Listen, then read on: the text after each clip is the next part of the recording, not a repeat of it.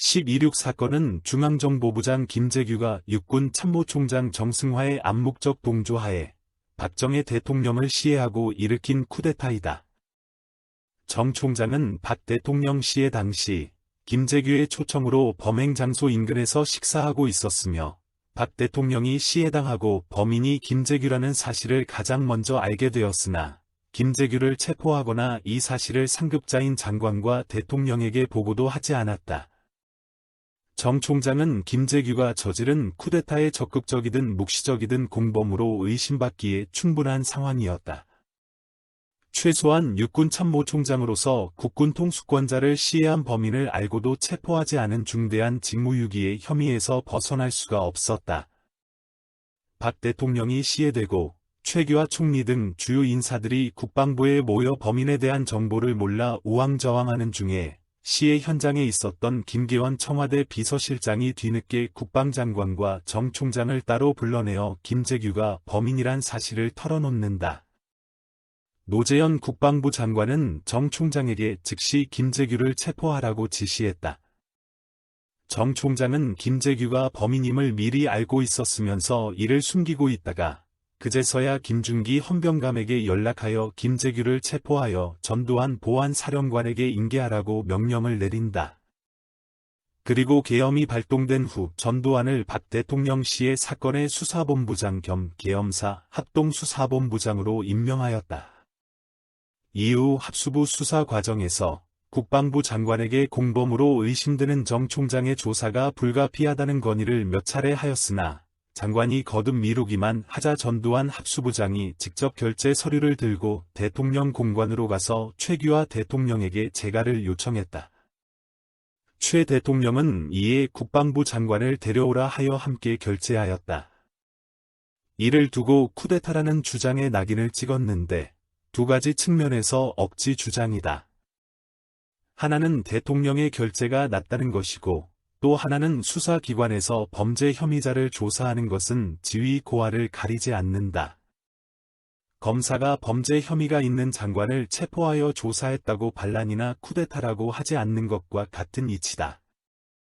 한편 전두환 합수부장은 최 대통령이 결재하는 동안 수사관을 보내 정 총장을 연행하려 했으나 정 총장이 연행을 거부하고 공관 경비원들이 비무장 상태의 수사관들에게 총격을 가했다.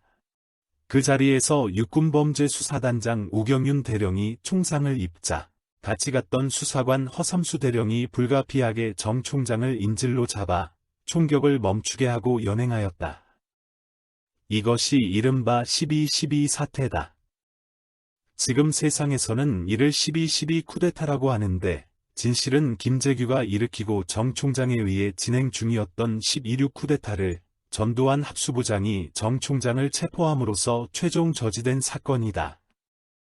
김재규 쿠데타의 전모가 드러나고 이를 서울의 봄이라며 집권 기회로 삼은 김대중 등 반정부 세력들이 학생들을 선동하여 전국적으로 소요 사태가 일어났다.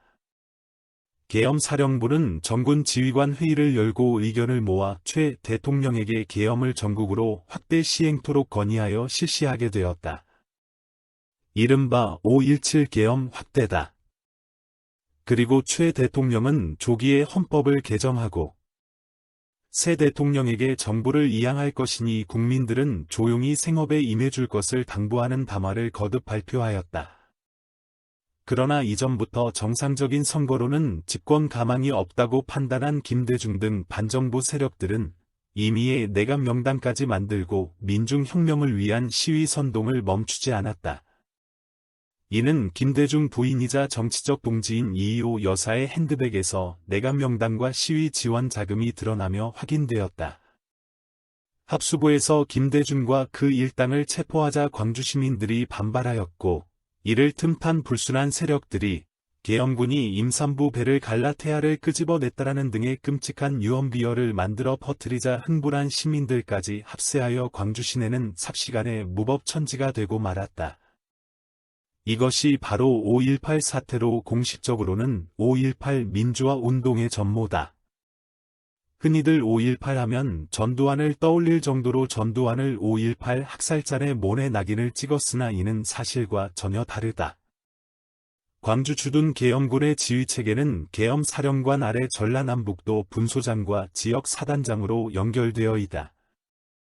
계엄사 수사본부장이 계엄군 지휘에 관여할 여지는 없다.